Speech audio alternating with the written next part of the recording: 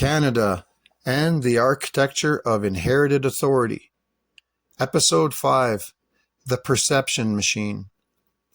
By the 20th century, influence no longer needs a visible hand.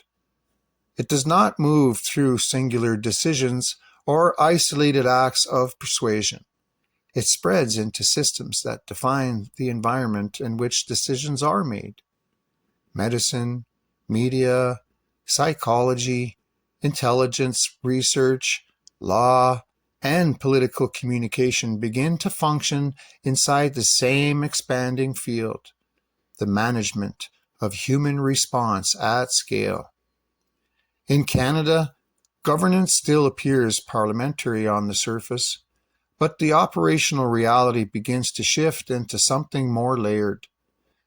Decisions are no longer simply made and delivered. They are shaped through advisory networks, institutional analysis, communication strategy, polling feedback, legal framing, and administrative translation. By the time policy becomes visible, it has already passed through multiple filters that refine how it will be understood, received, and reacted to. Nothing about this structure is hidden. It is fully public. It is procedural. And that's what makes it stable. Psychology becomes the turning point where observation begins to merge with application. What begins as the study of the mind moves into the study of systems. Not just individuals, but groups. Not just behavior, but behavior under structure, pressure, repetition, and authority.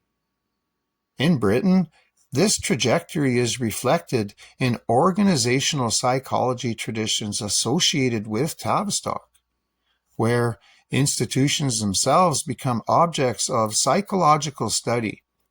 Authority is no longer treated as a person or position, but as a dynamic inside a system.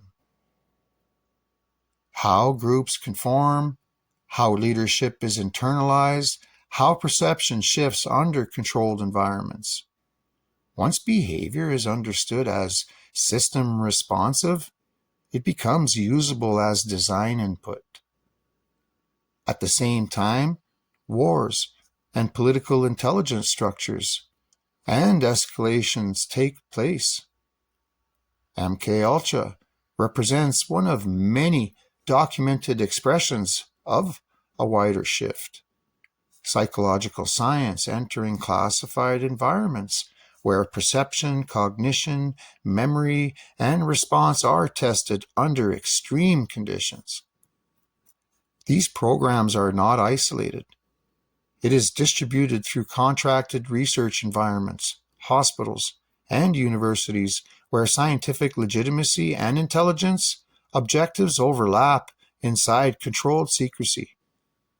Canada sits adjacent to this network through medical and research institutions that become entangled in the same war, political, and social scientific ecosystems. McGill's Allen Memorial Institute becomes one of the most visible points where psychiatric authority and experimental behavioral research intersect in ways that later produce legal and ethical human crimes. Not as an anomaly, but as a signal of how far institutional medicine had drifted into experimental behavioral frameworks under the pressures of the era. But the real expansion is not in psychiatry alone. It is everywhere else at the same time. Media stops being a reflection of events and becomes a structuring force for attention itself. Broadcasting creates synchronized informational environments where entire populations receive the same framing of reality at the same time.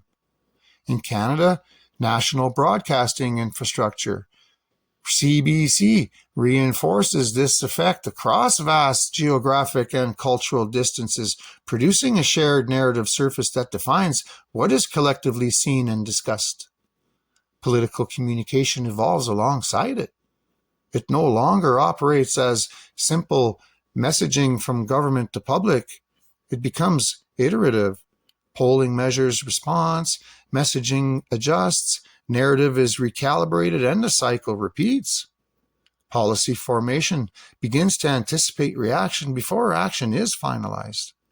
The public is no longer outside the system looking in. It becomes part of the feedback loop that shapes the system's next move.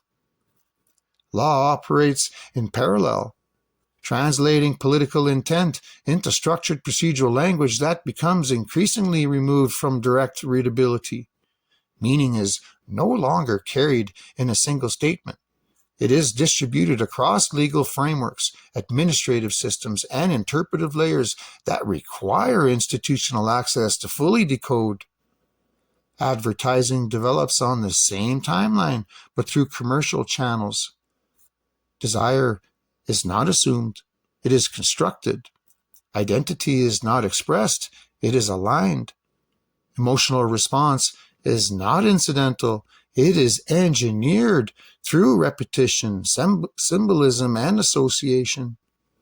The same structural logic appears across domains that are not formally connected but behave as if they are responding to the same discovery.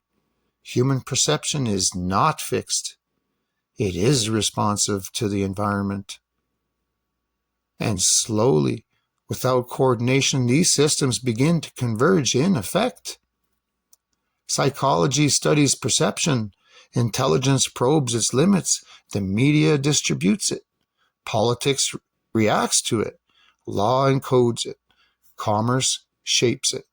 And the population experiences only the surface layer where all of it resolves into ordinary life. Tavistock represents one historical stream of this development, focused on multiple groups and several organizational systems. MK Ultra represents another, focused on perception under controlled disruption. Canadian institutions appear not as the origin or center, but as intersecting points where these broader systems overlap through funding, research exchange, and institutional alignment during the same historical period. No single structure needs to coordinate it, because once enough systems adopt the same underlying principle, that behavior can be measured, influenced, and shaped through structured environments. The result does not require central control. It produces alignment without instruction, because alignment, once stable enough, becomes indistinguishable from design. Plato called it a cave, and the hardest part was never the shadows on the wall. It was believing they were the only reality that ever existed. What I mean is that eventually the distinction breaks completely. It's no longer just a system acting on people. It becomes self-contained, self-reinforcing, lived internally.